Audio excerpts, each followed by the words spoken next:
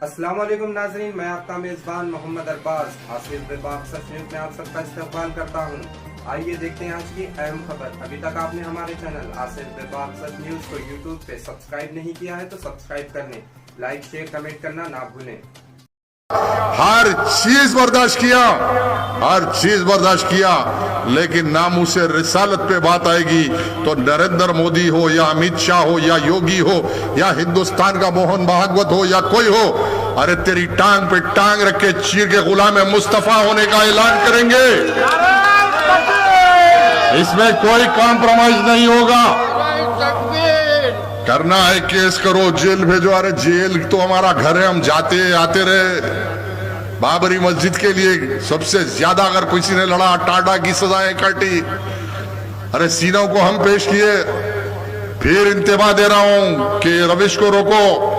مظلوموں کے نام پہ، گو رکشا کے نام پہ مارا جا رہا، معصوم بچوں کو مار دیا جا رہا۔ ہر ظالم اپنا ظلم چھپانے کے لیے مظلوم کو قصوروار ٹھہراتا ہے، وہی ہندوستان میں ہو رہا۔ اگر ہندوستان میں سب سے بڑا ٹیررسٹ آرگنائزیشن ہے تو RSS ہے۔ اگر ہندوستان میں سب سے بڑی دہشت گرد تنظیم ہے تو وشو ہندو پریشد ہے۔ اب بابری مسجد کا فیصلہ، ارے واہ واہ واہ واہ! میں ہندوستان کا وہ مسلمان ہوں، جب فیصلہ آیا تھا تو کوئی کہے نہ کہے، حیدرآباد کی سرزمین سے میری تحریک کے صدر کی حیثیت سے میں نے اپنی ذمہ داری نبھا کے کہا تھا کہ یہ فیصلے کو مسلمان نہیں مانتا، یہ آئین کے خلاف ہے، دستور کے خلاف ہے۔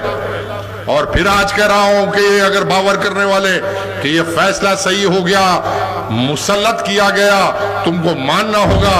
ارے ماننے والے مانیں گے اجیت ڈوال کی ٹیبل پہ بیٹھ کے، مسلمان نہیں مانے گا۔ وقت کا انتظار کرو۔ حالات کسی قوم کی اور کسی ملک کی تاریخ میں 50-70 سال مانے نہیں رکھتے۔ ارے ہم 800 سال حکومت کرے اس ہندوستان پہ، ہم نے کسی کی آبروؤں کو نہیں لوٹا۔ اس ملک میں ہم نے گنگی جمنی تہذیب کو پروان چڑھایا، ہم نے خواجہ اجمیری کی شکل میں محبت دی اس شہر میں۔ اس ہندوستان میں فاروق احمد سرنگی رحمت اللہ علیہ کی شکل میں ہم نے دین کو قائم کیا، حقانیت کو قائم کیا۔ ہم نے اپنے سینوں کو پیش کر کے ہندوستان کی حفاظت کی تو عبدالحمید کی شکل میں کی، بریگیڈر عثمان کی شکل میں ہم نے پیٹنٹ ٹینکوں کو تباہ کر کے، ترنگے کو لہرا کے، اپنی جان قربان کر کے ملک کی حفاظت کی۔ یہ ہماری وفاداری ہے۔ آج کہنے والے ہم وفادار نہیں، ارے واہ! ارے ہم وفادار نہیں تو بھی تو دلدار نہیں۔ ہمارے سے کون سی دلداری ہو رہی، کون سا انصاف ہو رہا؟ بتاؤ۔ آج ہر پالیسی بنتی تو کہیں مسلمان نہیں۔ آپ کے پاس نہ نیوکلیئر بام ہے، نہ آپ کی کمر میں ریوالور ہے، نہ آپ کا بینک بیلنس ہے، نہ رہنے کے لیے مہاڑی ہے، نہ پہاڑی ہے۔ لیکن جب بات آتی ہے اپنے نبی کی اور نبی کے محبت کی، ناموس رسالت کی بات آتی ہے تو جان قربان کر کے دنیا میں مثال قائم کرتا ہے کہ لگا روحی فدا سلام علیک، لگا ولدی فدا سلام علیک، لگا مالی فدا سلام علیک۔